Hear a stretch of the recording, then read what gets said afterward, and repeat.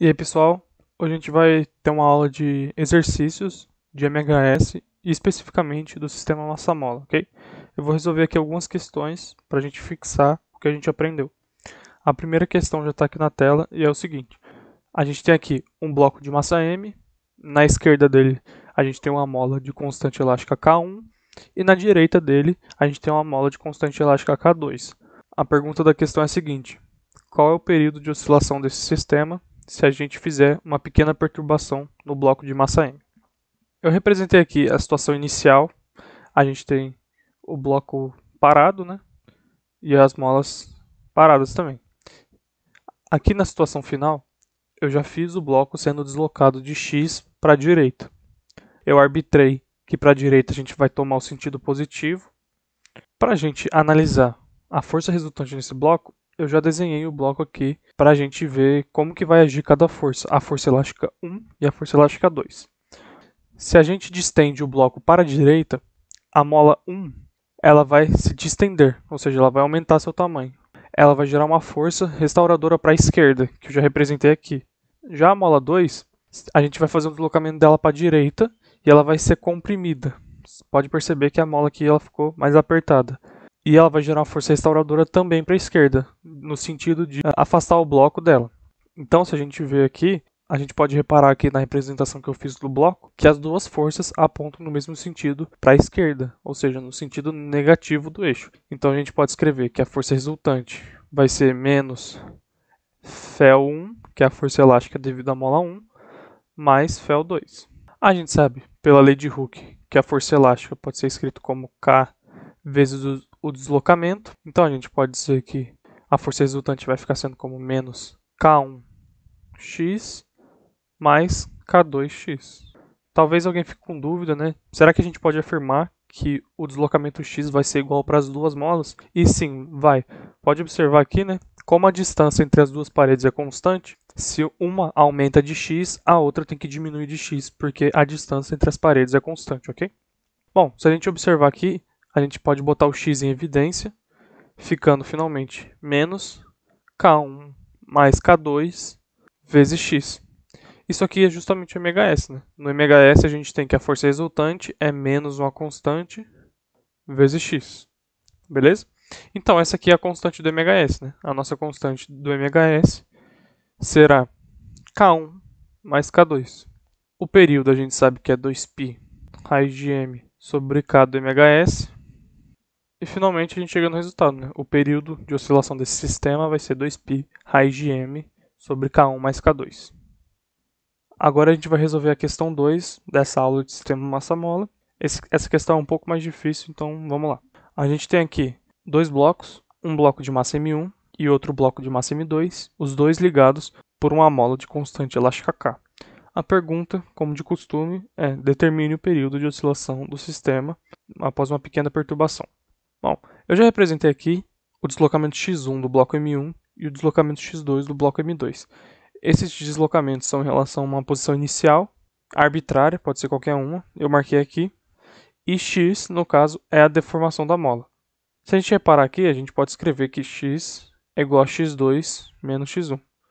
A segunda coisa que a gente vai analisar vão ser as forças.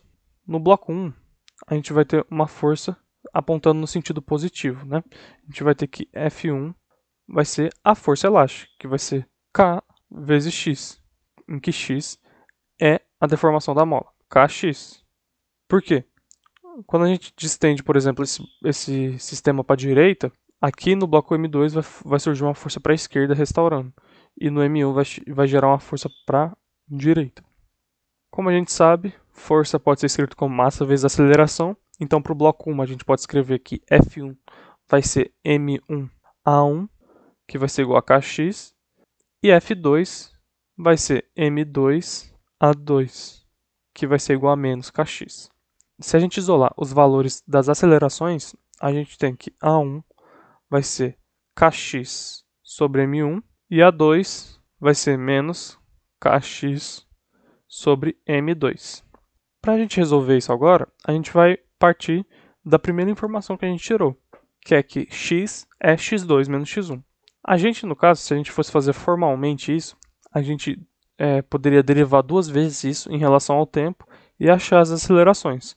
Mas aqui é só a gente usar isso de uma forma análoga. Se x é x2 menos x1, a gente pode escrever que a aceleração vai ser A2 menos A1.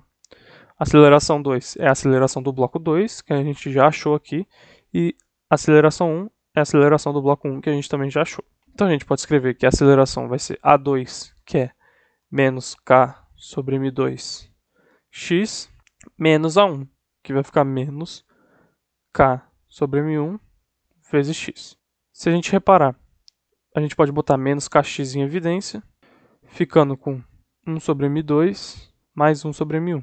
E a gente chega aqui, a aceleração pode ser escrita como menos K M1 mais M2 sobre M1 vezes M2, vezes x, né?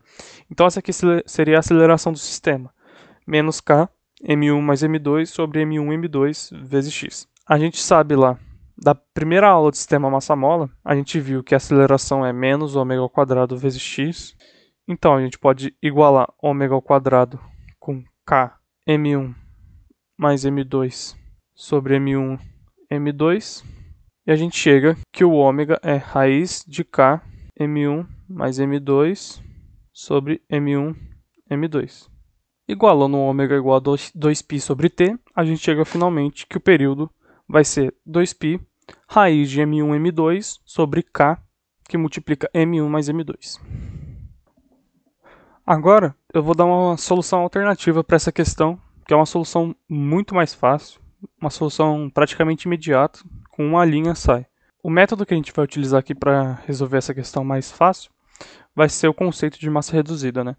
O que é massa reduzida? A gente tem aqui, por exemplo, um sistema de duas massas. A massa reduzida, basicamente, é um valor único de uma massa que pode substituir esse sistema de várias massas. No caso aqui, de duas, né? A massa reduzida a gente denota pela letra μ, e no caso de dois corpos, o valor da massa reduzida de um sistema é o produto dessas massas dividido pela soma delas. Então o que acontece? A gente pode substituir esse sistema aqui inteiro de um bloco M1 e um bloco M2 ligado por uma mola K por um sistema simples de um bloco de massa μ ligado na mola K. Ou seja, a gente teria a situação seguinte, um bloco de massa μ ligado em uma mola de constante elástica K. Isso aqui é o caso mais simples que a gente tem de MHS, né? É um sistema massa-mola simples.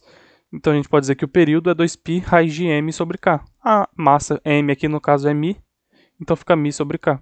Porém, μ é m1 m2 sobre m1 mais m2. Então a gente chega aqui, o período é 2π raiz de m1 m2 sobre k m1 mais m2.